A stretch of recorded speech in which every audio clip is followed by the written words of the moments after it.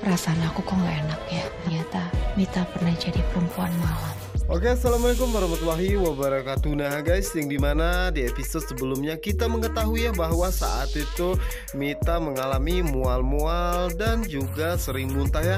Dan saat itulah Sukma pun meminta Aksa untuk mengantarkan Mita karena dirinya tidak ingin jika Mita pulang sendirian dan terjadi sesuatu kepadanya di angkot. Dimana saat itu akhirnya Aksa pun mengantarkan Mita ya. Yang dimana saat itu Mita pun merasa sangat bahagia karena inilah yang dia mau ya.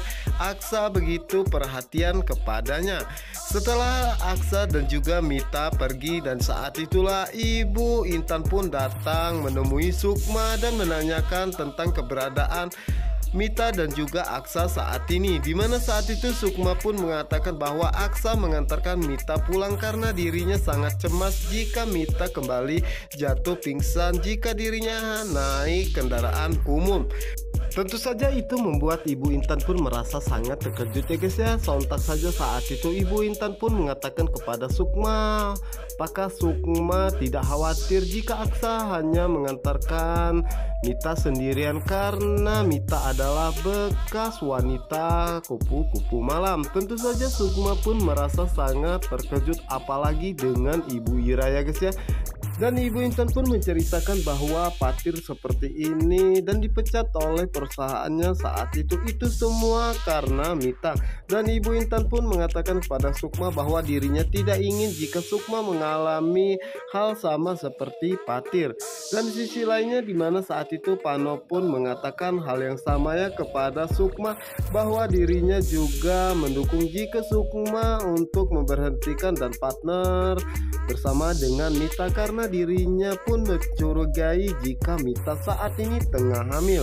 Dan saat itulah Sukma pun merasa sangat khawatir dengan Aksa ya guys ya, dan perasaannya pun tidak enak apalagi dirinya saat ini mengetahui jika Mita adalah wanita kupu-kupu malam. Tentu saja Sukma tidak ingin jika Aksa begitu sangat dekat kepadanya ya guys ya. Dan apalagi Pano pernah mengatakan bahwa dirinya mencurigai jika saat itu Mita tengah hamil. Tentu saja ini membuat Sukma pun menjadi semakin curiga ya. Apakah mungkin ini semua alasan Aksa melarang dirinya untuk bekerja sama dengan Mita karena Aksa mengetahui jika Mita adalah wanita kupu-kupu malam. Dan dirinya pun merasa curiga kenapa Aksa begitu sangat dekat dan juga mengenal Mita. Apalagi dirinya sempat memergoki Aksa bertemu dengan Mita di suatu kafe ya. Tentu saja itu membuat Sukma semakin curiga jika Aksa bermain ataupun ada hubungan yang khusus dengan Mita di belakang dirinya. Oke guys, kita geser ke adegan berikutnya dimana saat ini Pano, Clara dan juga Bara merasa sangat terkejut ya saat mereka ingin melakukan tes DNA terhadap Bara dan juga Pak Brata. Tetapi saat itu secara tiba-tiba Tante Yola pun jatuh pingsan. Tentu saja Pak Brata pun merasa sangat cemas ya, mengkhawatirkan keadaan Tante Yola. Dan begitupun dengan Pano merasa sangat terkejut melihat Tante Yola seperti ini. Saat itulah Pano pun menanyakan apa yang sebenarnya terjadi, namun Pak Brata pun tidak bisa menjelaskan apapun ya kepada Pano, hanya mengatakan bahwa secara tiba-tiba Tante Yola jatuh pingsan. Dimana saat itu Clara pun mengatakan dalam hatinya bahwa ini pasti cuma akal-akalan Tante Yola saja untuk mencegah dirinya untuk melakukan tes DNA terhadap Bara, karena Tante Yola pun mengetahui bahwa Bara memang benar adalah cucu kandungnya dan juga anak kandung Pris. Dan tentunya Clara pun tidak tinggal diam ya guys ya. Yang pastinya Clara pasti akan sangat ngotot ya untuk melakukan tes DNA ini, walaupun dalam keadaan Tante Yola tidak sadarkan diri. Tentunya dengan begini dirinya akan membuktikan bahwa memang benar Bara itu adalah anak kandung Pris. Nah guys, apa yang akan terjadi selanjutnya, apa yang akan dilakukan oleh Clara untuk melancarkan semua tes DNA terhadap Bara dan juga Pak Brata. Oke guys, kita geser ke adegan berikutnya di mana saat ini Aksa mengantarkan Mita pulangnya, namun di tengah perjalanan Mita pun minta berhenti untuk pergi sebentar ke toiletnya, dimana saat itu Mita pun kembali muntah-muntah ya guys ya. Dan saat itulah ada kesempatan, saat itu Aksa pun menanyakan kepada Mita apakah memang benar Mita tengah hamil. Dan karena Aksa bertanya seperti itu, tentu saja itulah kesempatan bagi Mita untuk menunjukkan hasil tesnya ya.